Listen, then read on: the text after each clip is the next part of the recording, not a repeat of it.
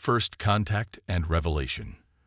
The void of space stretched infinitely before Commander Maya Chen as she stood on the bridge of the EFS Dauntless, Earth's most advanced exploration vessel. The ship hung silently at the edge of the Arcturus system, its sensors sweeping the darkness for anything of interest. It was supposed to be a routine patrol mission, mapping the outer reaches of humanity's expanding territory. "Commander, we're picking up something unusual," Lieutenant Rodriguez called from the sensor station. "Some kind of repeating signal. Definitely artificial. Definitely not one of ours." Maya's heart rate quickened. In the 50 years since humanity had developed faster-than-light travel, they had explored hundreds of star systems without encountering a single sign of intelligent extraterrestrial life. The scientific community had begun to wonder if humans were alone in this part of the galaxy. "Is it a distress call?" she asked, moving to Rodriguez's station. "Can't tell yet, but the pattern suggests communication rather than natural phenomena. It's coming from the fourth planet of the system." Maya made her decision instantly. "Helm, set course for the fourth planet. All stations on alert status. Let's find out who's calling." As the Dauntless approached the planet, they discovered a ship unlike any human vessel. Its gleaming hull seemed to flow like liquid metal, with no visible seams or wells. And it was enormous, at least 5 times the size of the Dauntless. "They're hailing us," Communications Officer Park announced, her voice tight with tension. "The computer is attempting to translate." The main view screen flickered to life, revealing a being that could only be described as avian reptilian. Its scales shimmered with iridescent blues and greens, while feather-like structures crowned its head. When it spoke, the ship's AI provided a rough translation with only a slight delay. "Greetings, Earth vessel. I am Ambassador Talvin of the Talvari Confederation. We thank you for responding to our beacon." Maya stepped forward. "I am Commander Maya Chen of the Earth Federation ship Dauntless. We detected your signal and came to investigate. Are you in distress?" The alien's expression shifted in a way Maya couldn't interpret before it responded. "We are indeed in need of assistance, though not in the immediate sense of repairs or supplies. Commander, what I must tell you carries grave implications for all spacefaring species in this sector, including your own." Over the next several hours, Maya and her senior officers learned the truth. The galaxy wasn't empty. It was teeming with intelligent life. Over 30 different species had formed an alliance called the Galactic Concord, sharing technology and resources across thousands of worlds. But 3 years ago, a new force had emerged from the galactic core, a species known only as the Scourge. They consumed rather than communicated, assimilating rather than coexisting. They moved through Concord territory like a plague, stripping planets of resources and leaving only dead worlds in their wake. "But why come to us?" Maya asked. "If your Concord has been spacefaring for millennia, surely your technology far exceeds ours." Ambassador Talvin's next words would change the course of human history. "The Concord evolved through cooperation. Our species developed alongside one another, sharing resources rather than competing for them. War, as you understand it, has been virtually unknown among our kind for 50,000 years." The ambassador paused. "Until the Scourge." "You don't know how to fight," Maya realized. "We know how to defend, but even our most advanced systems were designed to deter, not to wage sustained conflict. The Scourge does not respond to deterrence. They do not negotiate. They do not retreat." Lieutenant Commander Okafor, the ship's tactical officer, leaned forward. "And you think humans know how to fight? We've been observing your transmissions for decades. Your species' history is unlike any in the Concord.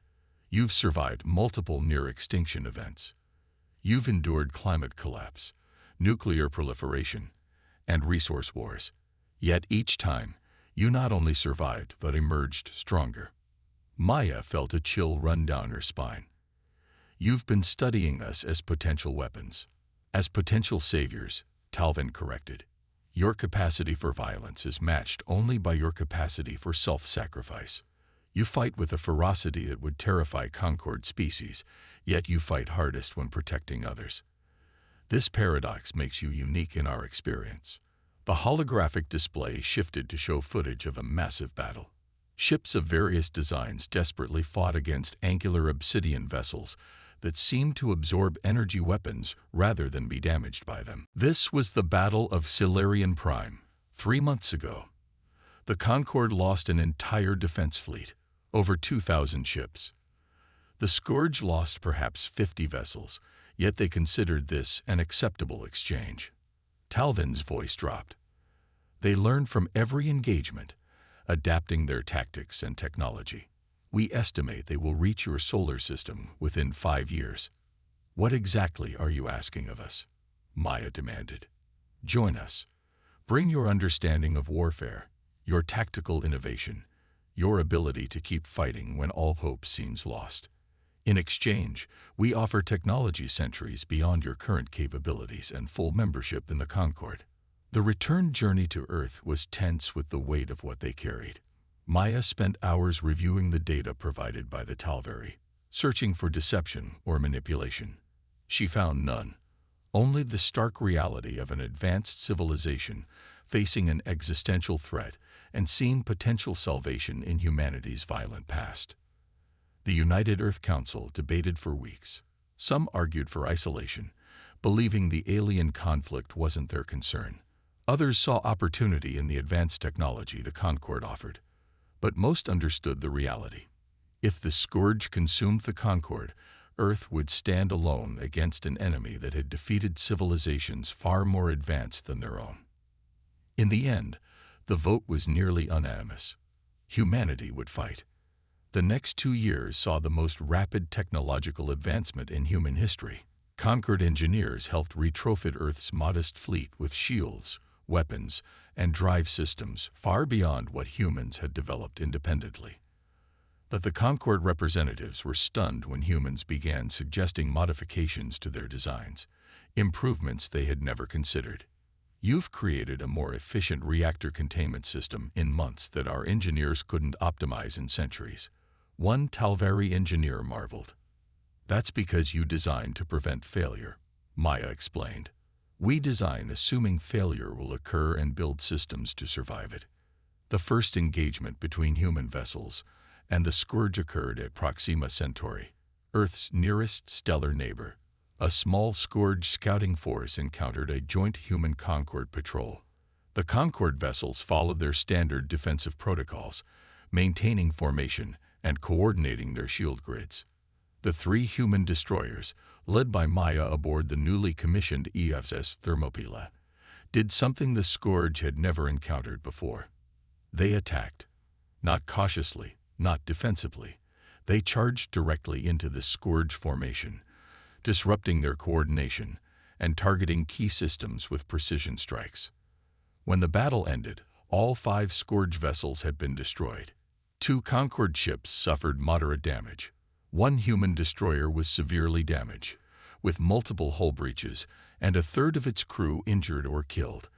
But they continued fighting until the last enemy ship was destroyed. Word of the victory spread rapidly through Concorde communication channels. The news that a previously unknown species had achieved what Concorde forces could not sent shockwaves through the alliance. Some reacted with hope, others with fear at the revelation of humanity's capacity for violence.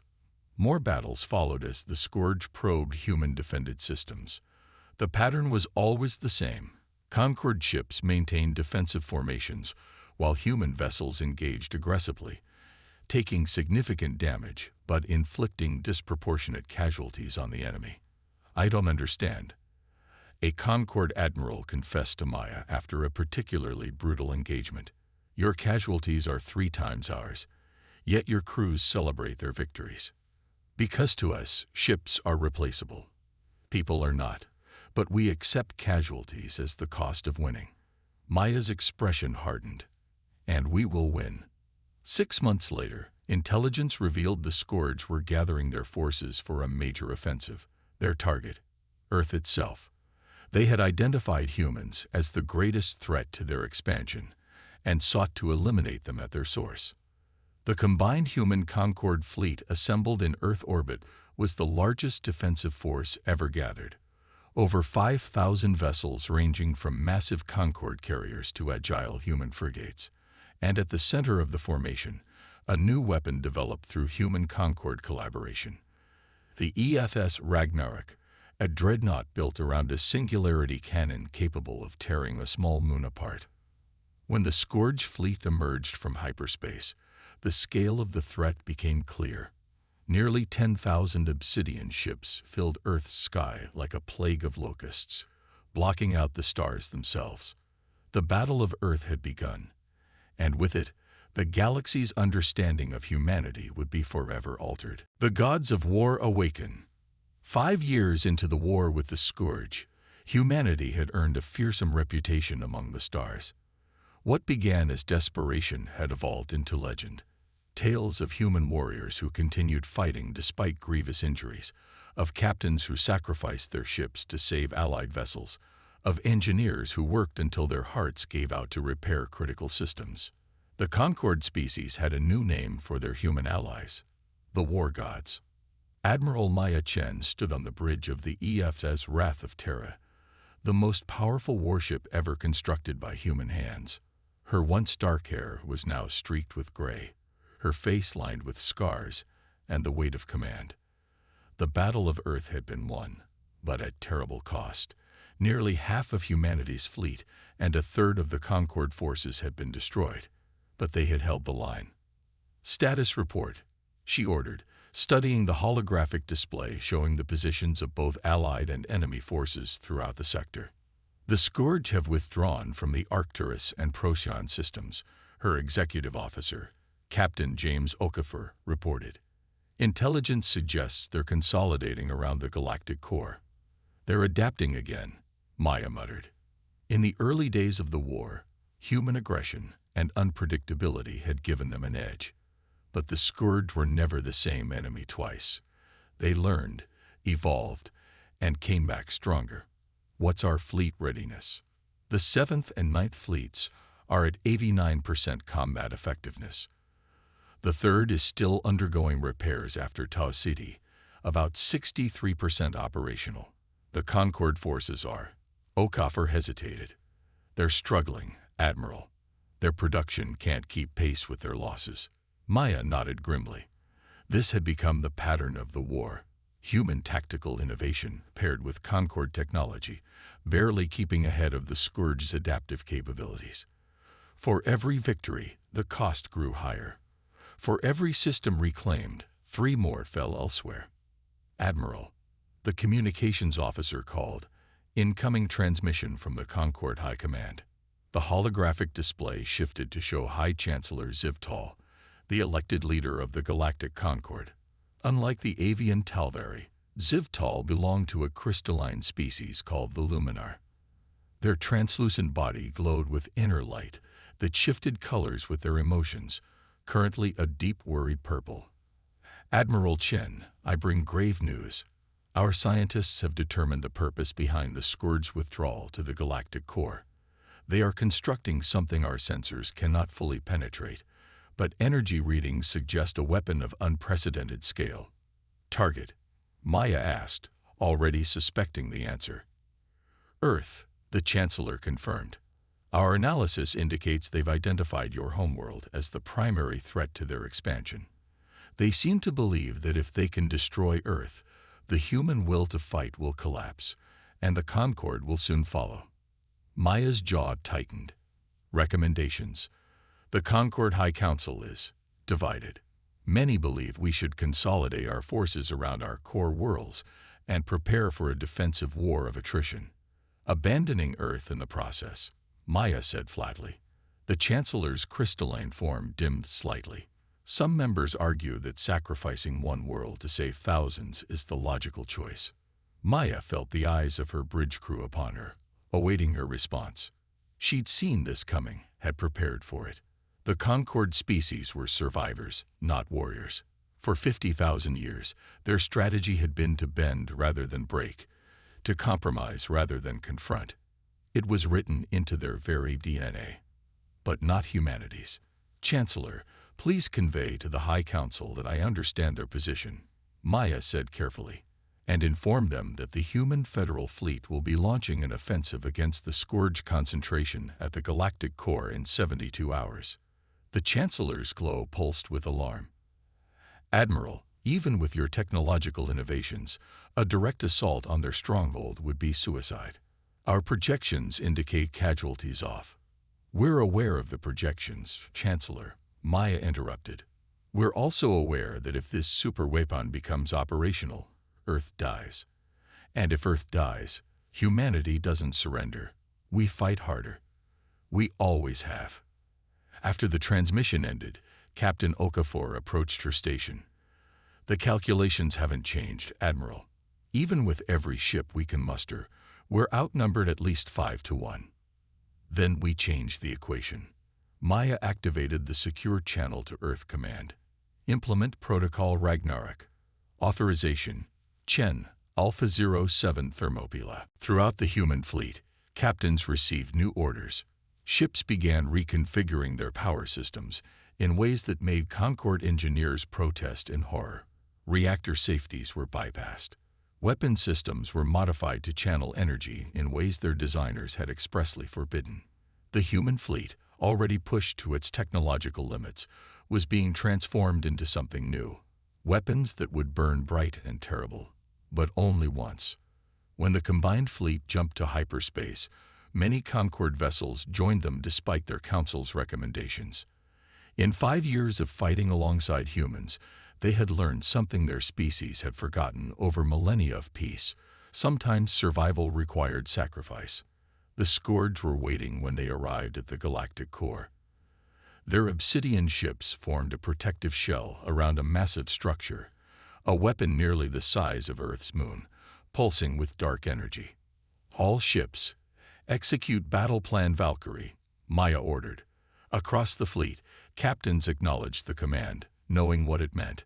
May God have mercy on our souls, because we will show none to our enemy.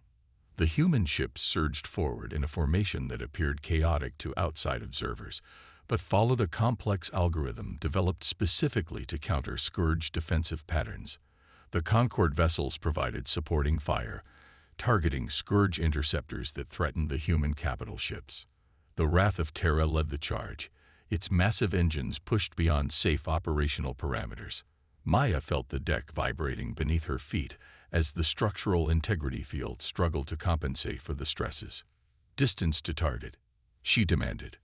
30,000 kilometers in closing, the tactical officer reported.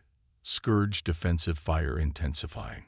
We've lost the Agamemnon and the Shiva. Wellington and Yamato reporting critical damage. Press the attack, Maya ordered, gripping the arms of her command chair as the ship shuddered under enemy fire. All ships, prepare to execute Protocol Ragnarok on my mark. The human fleet punched through the outer defensive line, taking horrific losses, but maintaining their vector toward the superweapon. The inner layer of Scourge defenders was even denser, their weapons more concentrated. Ships exploded into silent fireballs all around them. We've lost 40% of the attack force, Okafor reported grimly. Shield failure on decks 7 through 15. Hull breaches in engineering sections. Maya nodded, watching the distance counter tick down. 10,000 kilometers. All ships, stand by for Ragnarok protocol. Throughout the fleet, engineers overrode the final safety protocols on their reactors. Weapon officers prepared to channel that energy in a single catastrophic burst. Medical bays filled with the injured and dying as damage control teams fought desperately to keep their vessels intact for just a few minutes longer. 5,000 kilometers. Mark. Across the human fleet, fusion reactors began to destabilize in precisely calculated sequences. The energy was channeled not outward in conventional explosions, but focused through their main weapon arrays in coherent beams that converged on a single point, the heart of the Scourge superweapon. The Wrath of Terra shuddered as its reactor went critical. Warning klaxons blared as automated systems attempted to prevent what the crew was deliberately causing. Maya felt an odd calm descend over her as the ship began to break apart around them. "It's been an honor serving with you all," she said quietly, watching the tactical display as the combined energy of nearly 100 sacrificed human warships struck the scourge weapon simultaneously. For a moment, it seemed as if nothing had happened.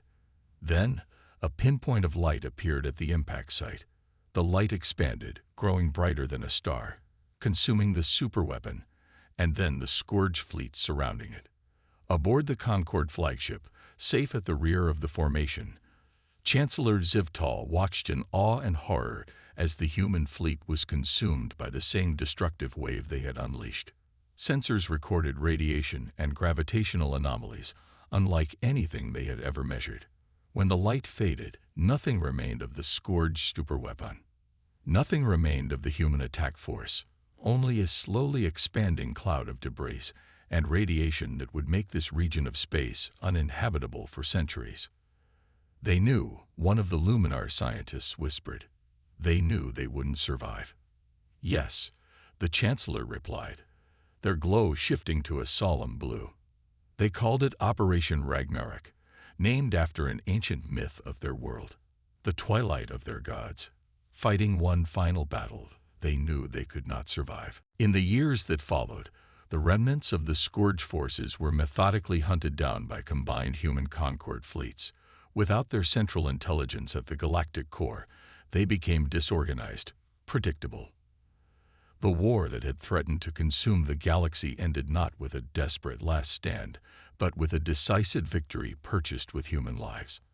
On the 5th anniversary of the Battle of the Core, representatives from every Concorde species gathered on Earth for the dedication of a memorial, a simple obelisk of black stone, etched with the names of every ship and crew member lost in the final assault. At the base, a single phrase was inscribed in every language of the Concorde and in Earth's 100 most common tongues. They were not born gods of war. They became so when peace required it. Throughout the galaxy, species that had once feared humanity's capacity for violence now understood its true nature. Humans did not fight because they loved war. They fought because they loved peace enough to die for it. They were not relentless conquerors, but relentless protectors. In the great library of the Concorde, a new definition was added to the entry on humans.